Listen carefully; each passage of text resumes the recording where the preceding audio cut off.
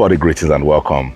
Let me start this way. I want to express my deepest appreciation to the 1,700 persons that turned up for my live conversation last night. It was such a beautiful moment. Thank you so much, guys. You guys were engaging. You guys made it fun. The fact that I was interacting with the chats and you guys were there from start to finish, it's so encouraging. It's heartwarming. And I just want to say thank you. We had a beautiful ride, from November the 16th coming down to March the 8th, March the 9th, and now it's going down the wire, talking about the qualification for the 2026 FIFA World Cup. The focus was on Group C. Yeah, and you guys made it so much fun. Should we do it again? Maybe we should do it again. Yeah, so I'm thinking I need to plan some time, but it was a whole lot of talk, 2 hours, 30 minutes. So guys, if you haven't seen the video, go engage with it. It was a chronological look at Nigeria's World Cup qualifying journey. Not just Nigeria, Benin Republic, Rwanda, South Africa, Lesotho, and of course Zimbabwe. So it was really elaborate. Yeah, that's the word. It was really good talking football, African football, with those 1,700 persons. So let's get into this conversation. And if you've been feeding on the videos that I opened with, it's just a sequential order of what has happened to the Super Eagles right after that game against Lesotho in Polokwane. I started off by showing you when they were leaving Polokwane, South Africa, to go to Uyo, and then there was a bit of a crisis mid-air, and the pilot discovered that the plane had a cracked windshield, and that wasn't good. With aviation, it's safety first, so they had to make an emergency landing in Rwanda, Angola. So shout out to the captain, for even taking charge of the situation, because when you're flying and you're mid-air, anything can happen, so that was a major disaster that was averted, so shout out to everyone that made sure that, it happened. And during the live conversation, you guys were feeding me the gist because I was doing the live, so I couldn't, keep up with the team to know what was going on with them. So it was you guys who fed me, who updated me. So that's what I'm saying. Shout out to everyone that joined the live conversation. It was really good. So right there, I started making phone calls, and you could tell, if you're part of it, that we got the updates when the team got to Rwanda and they got into their hotel rooms. In fact, somebody, Navarra, I'll not forget the name, said they are taking care of the Super Eagles. He's Angolan, and it was right there, and it was really good getting those live updates. So the Super Eagles needed to get another plane. That plane got in good enough time in the morning, and as early as 8:05 a.m. today, they landed in Uyo, the capital of Akwa Ibom State in South Nigeria, for the crucial match day 10 of the 2026 FIFA World Cup qualifiers against the leaders of Group C, the Squirrels of Benin Republic. Can you guys believe it? It's Benin Republic we're talking about, If you're part of that conversation last night, you understand why this is such, an unbelievable story, because Benin was never part of the conversation until about match day 4 or 5.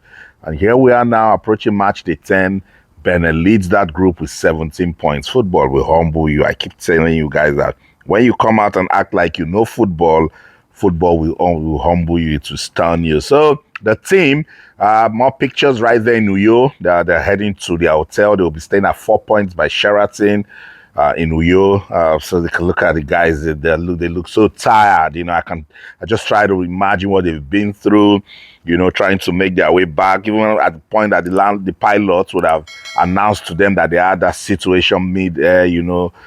When you fly, it's a mental activity, so, and particularly when you cannot do anything about it, the control is not in your hands, so you just need to sit down there and wait for updates, but the proper update is that the ValueJet aircraft had made an initial stop in Rwanda to refuel before embarking on a trip to Uyo.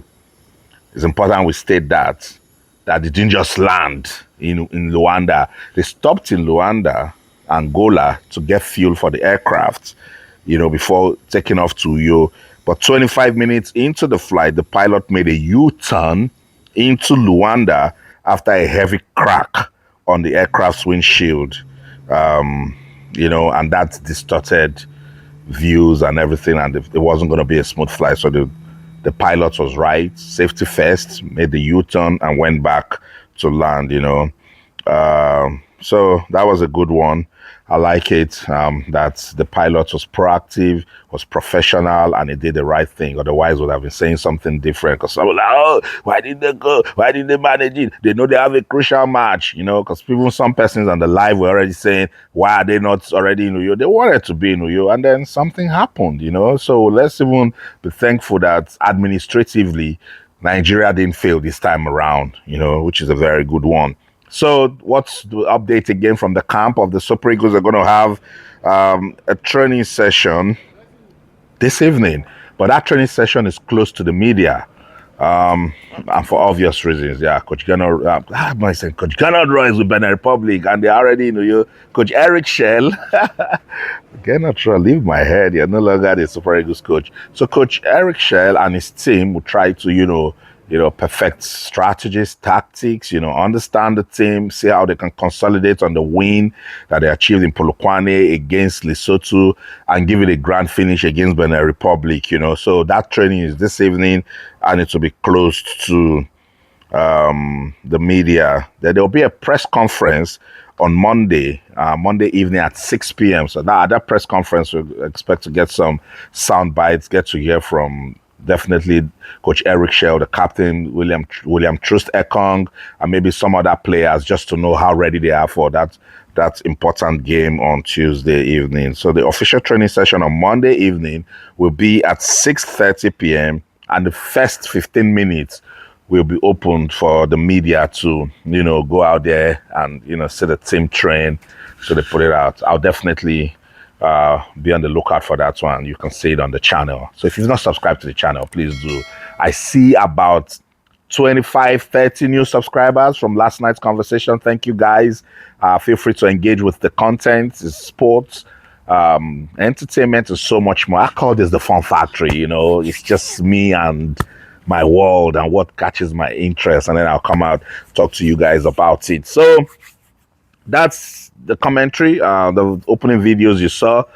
Just wanted you to see how the Super Eagles moved from after the game against Lesotho in Polokwane, and how they stopped in Rwanda, Angola to refuel, and then they discovered that crack windshield, which wasn't good for safety. Pilot made a U-turn back to Rwanda, and then early this morning they left, and 8 a.m. Sunday morning they landed in Uyo, Akwa Ibom State, venue for that crucial match against Benin Republic. I've shown you the pictures of the team. So let's get into Benin Republic. They touched down in Uyo. Benin Republic got into Uyo on Saturday, right after the crucial match on Friday. Benin Republic got into Uyo Saturday. Genotro right there leading his team. They are pumped up. They should be. I think what has happened to Benin Republic is enough motivation for them to go all the way. So what can they do to Nigeria? We'll see. But you already know enough of the permutations. Nigeria need to beat Benin Republic. Some have said 1-0, some have said 2-0, some have said 2-1 is good, some have said 3-0. I'm just saying they need to beat Benin Republic proper, and then hope that Rwanda will do something against South Africa. And the Nigerian fans I've seen online, they are so optimistic now, I'm also guilty. Remember, I closed shop after match day 7, but now I've opened it. I'm back for business, till after match day 10. And the same because Rwanda, and to the next thing, I agree with that analysis. Rwanda, they've shown promise with the qualifiers from Group C. They've actually been the underdogs. If you go watch some of their important games that they showed promise, you would know that aside Nigeria, that beat Rwanda home and away, I don't think any other team in the group did. They beat South Africa in Kigali, and they will be going to Kigali to South Africa with that mentality that they can get something out of it, particularly with the way South Africa, couldn't beat Zimbabwe, that might just work against them. I know what's wrong with South Africa. I'll address it in another video dedicated to just South Africa. You guys remember I told South Africa to stay focused. You have done something wrong, stay focused. Don't talk Nigeria, don't talk any other thing. Just say, oh, we've done something wrong. We now want to, get our campaign back on track. They kept talking. Zimbabwe came to Durban. They couldn't win. Couldn't take advantage of even the numerical strength when Zimbabwe got a red card. All of this is mental distraction. You guys, when I talk, people just, I don't know what I'm talking about. It's mental distraction. The FIFA sanction came. Take your eyes off. Guys, going to your closed door meeting. Did we do something wrong? Oh, yes, we did. It has happened. Let's face front. No, they didn't. Anyway, let's go back to that crucial match, the 9, our fixture in Polokwane, Nigeria, Lesotho. It was a tensed game. I described it as a nervy win because the Super Eagles needed to win that game or say kiss goodbye to their qualification, hopes. And Lesotho, with what happened against South Africa, with them getting free 3 points from South Africa after they were sanctioned by FIFA, they now had momentum. And I listened to Coach Notsi. He was saying, look, we won't respect any team. And I think they did hold their side. You know what? I'll let you see the highlights again, the 3 goals scored in that game, and I'll come back. William Troost-Ekong for Nigeria with that right foot of his. He drills it into the corner. Nigeria take the lead.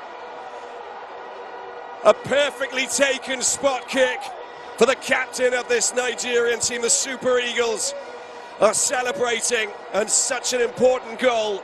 And it comes at the start of the second half from the Al Khaloud central defender. How important was that? Goal number 8 for his country and his 80th match playing. It all came from the Moses Simon. It came off the leg and touched the hand of Wakanaze. Just look at the way he drilled it into the corner, despite the fact that Sekoane went the right way. And that was just perfectly tucked in that corner to beat the Lesotho goalkeeper.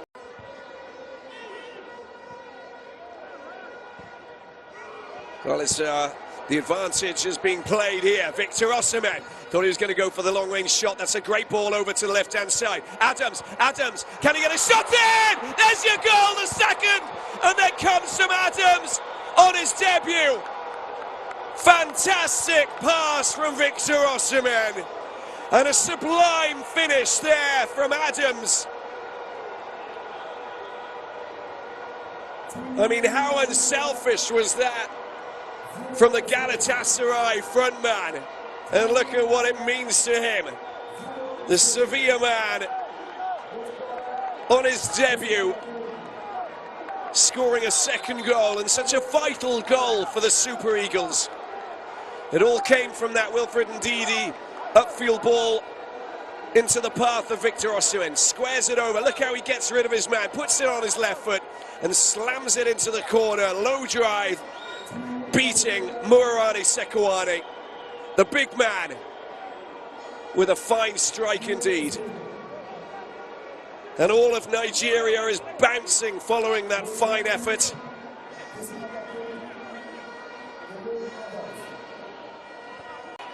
Can they snap up something from this set piece? It comes outstanding. Oh, it's got in. They scored the goal. Look at that. There was a mishap in the defence. And the goal scored there from Kalaka. He's only just come on, the substitute.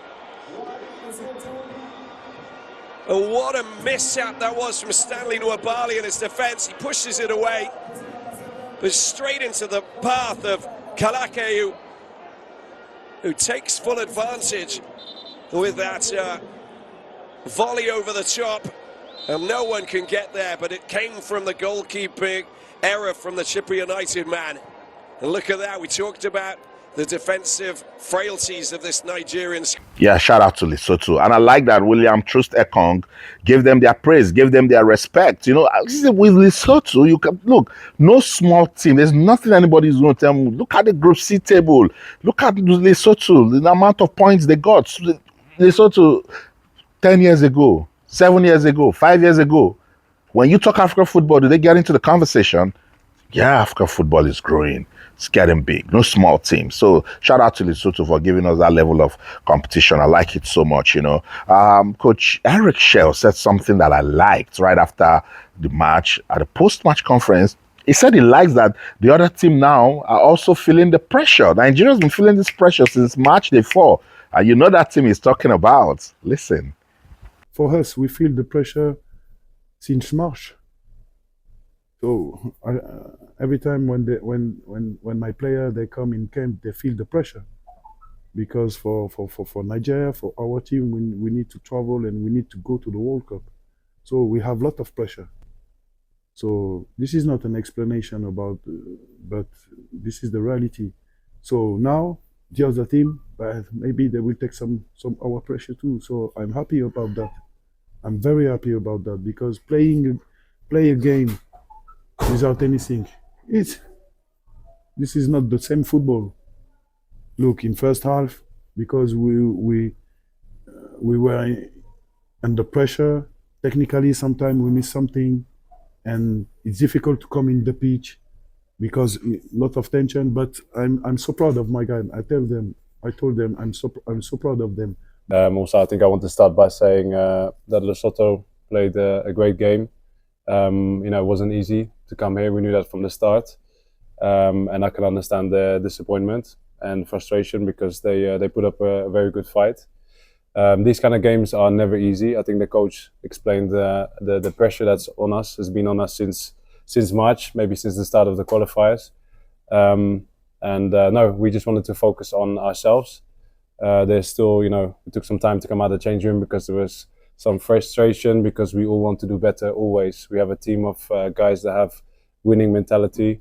They want to be winners. We want to be at the World Cup. We've said that now for the last 9 months. And yeah, we have an opportunity still now for the game when we play in Uyo. And of course, playing against Benin, we know that we have to score a certain amount of goals, a certain mindset that we need to go in for. But it was always the case. We need to win the game, and we have to win it convincingly. So it's going to be a big test again. But now I think the team is really ready, because yeah, we've been working on the pressure now for such a long time. And yeah, we all know this is the final. So we work very hard to get there. And yeah, I think, like the coach said, I'm also very proud of the team. And we keep believing until the very end. And we'll speak again on Tuesday night. We need to have our fan behind us to make a lot of pressure on this team. Look, we are in Africa, so we need to put a lot of pressure on this guy. This is the World Cup qualifier, so this game starts when they put the feet in our country. First, the second, we need to do the job on the pitch. Yeah, and I like the way he landed. I like the way Coach Shell landed by calling out the fans in Uyo. They need to come support them, you know. It's been a topsy-turvy ride, a difficult experience, mental exercise for the Super Eagles coming from this journey since November 2023 till this moment, you know. So they can only just hope to give it a grand finish. So the fans in Uyo need to go out there, push for the team, make noise. Don't distract the Super Eagles, distract their opponents, you know. Support them, root for them, and see, you know, what football we give after 90 minutes. This is the Group C table. I've shown you this table over and over again. That's Benin Republic sitting pretty at the top with 17 points. South Africa following with 15 points. Nigeria with 14. And then there is Rwanda, Lesotho, and Zimbabwe. So a lot of you guys have been asking me to comment on Super Eagles' chances, either topping the table because of this Eritrea, you know, pulling out of the qualifiers, and points that will be deducted from bottom placed teams, and some other people are talking about the playoff standings. And I've said, let's finish That's the thing about permutations. If you keep talking, it's part of what distracted South Africa. So don't just leave that till after match day 10. This thing we done by Tuesday. We will know what's going on. And then I'll come live. We will do the talks together. It will be so much fun. I will do it for about 3 hours. Let's just know what's going on with football, not just in Nigeria, but in Africa. So, best wishes to the Super Eagles of Nigeria. It's also okay. It's okay to also say best wishes to South Africa, to Benin Republic, you know, because it's all love. It's for the love of the game, and the game is fair play. So we'll come back next week Tuesday and let the best team win. I'll see you guys around again. That's it.